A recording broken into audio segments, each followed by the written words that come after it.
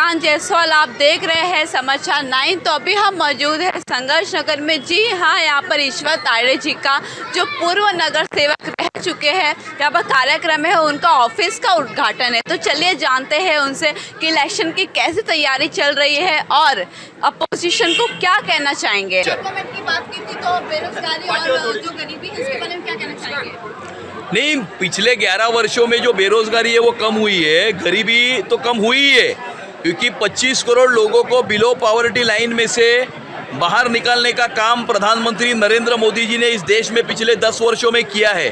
भारत दुनिया की तीसरी सबसे बड़ी अर्थव्यवस्था ऑलरेडी बन चुका है, और जब भी नरेंद्र मोदी जी प्रधानमंत्री बने थे तभी भारत ये फ्रेजाइल 5 में था, आज सुपर 3 में आया है। तो मुझे ऐसा लगता है कि भारत की अर्थव्यवस्था सबसे मजबूत अर्थव्यवस्था है, और कल जो मोदी जी ने जीएसटी रिफॉर्म्स जिसका अनाउंसमेंट किया है वो भारत को स्वावलंबी, आत्मनिर्भर और आने वाले समय में विश्वगुरु बनाने की तरफ लेकर चलेंगे।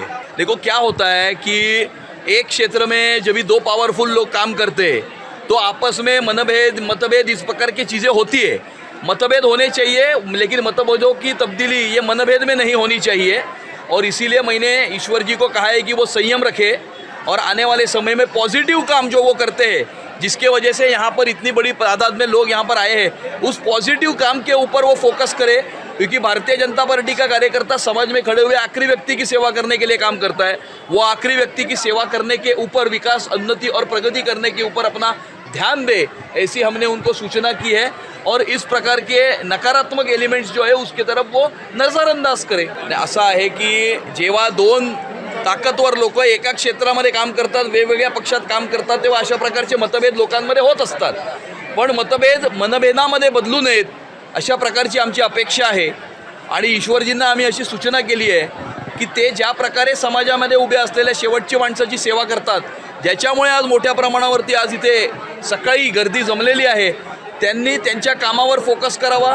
उन्नती, प्रगती आणि विकास त्यांच्या परिसराचा कसा होईल या गोष्टीवरती फोकस करावा, आणि नकारात्मक गोष्टींकडे त्यांनी दुर्लक्ष करावं, अशा प्रकारच्या सूचना आम्ही त्यांना दिलेल्या आहेत। कोई विषय पे अभी चर्चा चालू नहीं है और इतनी बड़ी चर्चा करने की आवश्यकता भी नहीं है, क्योंकि कौन कितनी सीटें लड़ेगा ये हमारा उद्देश्य नहीं है। मुंबई महानगर पालिका को भ्रष्टाचार विरहित प्रशासन देना ये हमारा उद्देश्य है, और इसीलिए कौन कितनी सीटें लड़ेगा, किसका महापौर बनेगा, ये हमारा उद्देश्य नहीं, क्योंकि हम किसी सत्ता के स्थान को या अधिकार के पद को प्राप्त करने के लिए काम नहीं करते। हम विकास के लिए काम करते, सुरक्षा के लिए काम करते।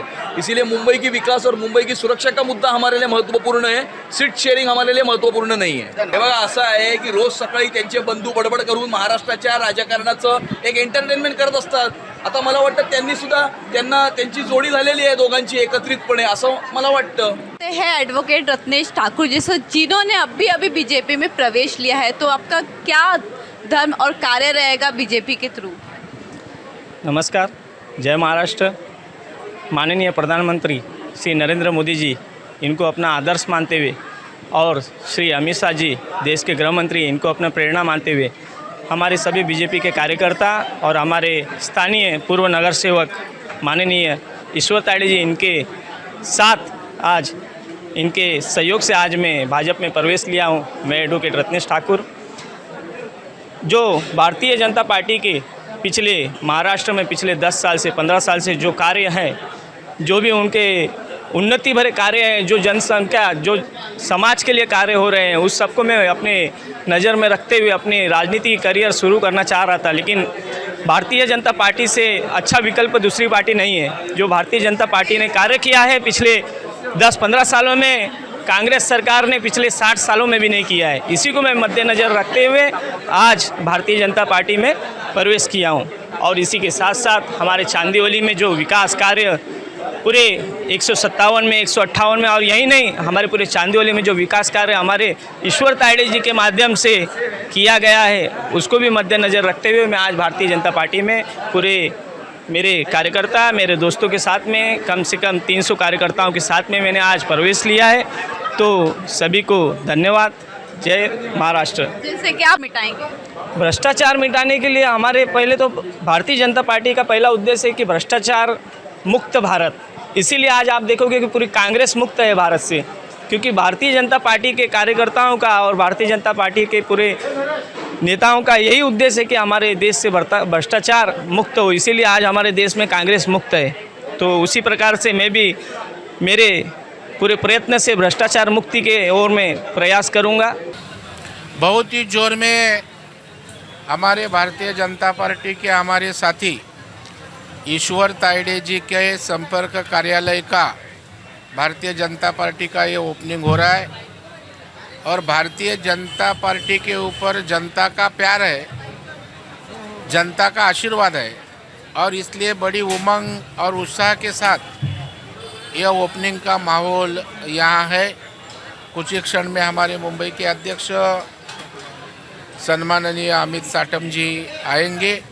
मैं वो और हमारे जिला अध्यक्ष ऐसा ईश्वर तायडे जी और 157 इस वार्ड के कार्यालय का ओपनिंग हम करेंगे। पहला समझ लेने की आवश्यकता है कि फंड किसी व्यक्ति को नहीं दिया जाता है, ना आमदार को दिया जाता है, ना खासदार को दिया जाता है। फंड ये विकास कामों के लिए दिया जाता है और मुझे लगता है सदा सरवनकर ने विकास कामों की सूची सरकार के पास दी होगी, संबंधित अथॉरिटी के पास दी होगी और उसके लिए वो काम मंजूर हुआ होगा।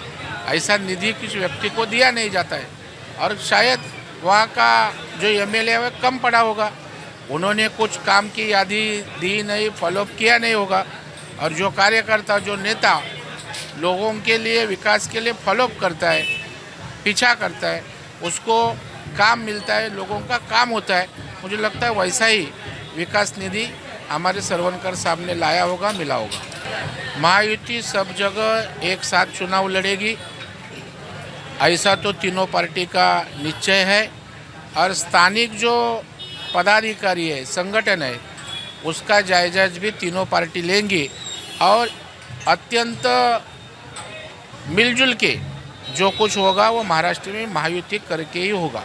नहीं ठीक है ना, ऐसा पार्टी तो चुनाव में इकट्ठा होती है, आती है, वैसे वो इकट्ठा है, लेकिन भारतीय जनता पार्टी मजबूत है, महायुति मजबूत है। कितने भी लोग 60-40 करो, नहीं तो 50-50 करो, नहीं तो 100-100 करो, उसका कुछ फ़र्क नहीं पड़ने वाला है।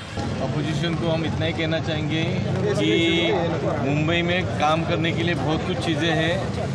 लोगों को जाति पाति धर्म भेद में ना बांटे और लोगों की सेवा करे और मेहनत करके जिस तरह से भारतीय जनता पार्टी इस देश में सत्ता में आई, इस महाराष्ट्र में सत्ता में आई, उसी तरह आप भी कोशिश करो। हम हमारा काम कर रहे हैं, आप अपना काम कीजिए, लेकिन लोगों को धर्म जाति भेद में ना बांटे, इतना ही कहेंगे। भाई साहब, हमारी पार्टी ही संघर्ष से खड़ी हुई है और वो संघर्ष नगर में है, तो वो जलवा तो दिखना था। ये तो शुरुआत है, अभी तो पिक्चर बाकी है।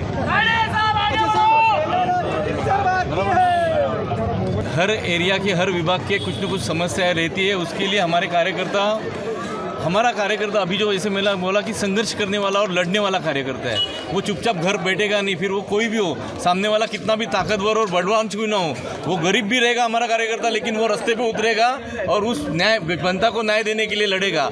इसलिए वो उसका एक परिणाम है। कोई सत्ता का पावर का यूज़ कर रहा है, उन्होंने अपनी बात कही, अमित जी ने उसके ऊपर आपको भी बताया कि हमारा विचार क्या है। हम काम करते रहेंगे, आप अपने पावर पॉलिटिक्स करते रहो, हम सत्ता में ज़रूर जीतेंगे, क्योंकि लोग हमारे साथ है, जनता हमारे साथ है। आप देख रहे हो कि क्या माहौल था, यही माहौल पूरे चांदोली में है। आप कहीं पे भी जाइए, आपको हर जगह यही माहौल दिखेगा। मैं आभार व्यक्त करता हूं और मैं भाग्यवान समझता हूं कि इतने बड़े कार्यकर्ता इस संघर्ष नगर में भाजपा के आए।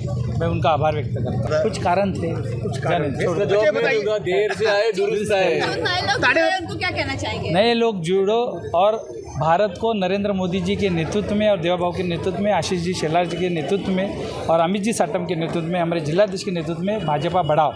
वरिष्ठांकडे आम्हाला सांगणं गरजेचं आहे, काय आहे काय नाही। आमची समस्या आम्ही कोणाला सांगणार? वरिष्ठांकडेच सांगणार। आमचा पक्ष वाढवण्यासाठी आम्हाला ज्या समस्या आहेत, ज्या प्रॉब्लेम आहे, आम्ही वरिष्ठ तरीसुद्धा आम्ही याच्यावर मात करून, जसं अमित जी साटमने सांगितलं साहेबांनी आम्हाला, की याच्यावर मात करून मोठी रेषा आम्ही आखू। ज्यांच्या पदस्पर्शाने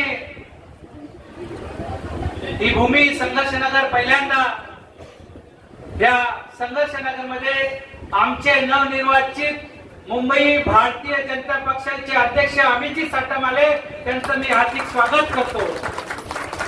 आणि घट्ट रोवल्या केल्याशिवाय त्या ठिकाणी राहणार नाही हा विश्वास या मेळाव्याच्या जनतेच्या मनामध्ये आपलं जे स्थान आहे ते कामाच्या निमित्तानं आधी घट्ट करण्याचा प्रामाणिक प्रयत्न करा.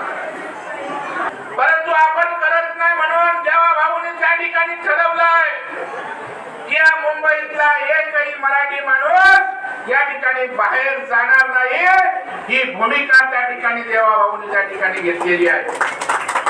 कशा प्रकारच्या घोषणा देत आहेत आणि त्यामुळे मुंबईकर येणाऱ्या काळामध्ये या भविष्याच्या पिढ्यांचं रक्षण करण्याकरता तुम्ही पाऊल उचलणार की नाही उचलणार याच्याकडे मुंबईकर लक्ष देतोय. आणि म्हणून मी म्हणतो की मुंबईकर मोठ्या आशा अपेक्षा आणि आकांक्षाने आपल्या सर्वांकडे पाहतोय. सर्व प्रकारच्या नकारात्मक गोष्टी आणि नकारात्मक शक्तींकडे दुर्लक्ष करून आई जगदंबेचं नाव घेत मोदीजींच्या विजननुसार आणि देवाभाऊच्या मार्गदर्शनाखाली काम करणारा महायुतीचा महापौर बसवण्यासाठी आपण सर्वांनी मिळून आज या ठिकाणी संकल्प करूया.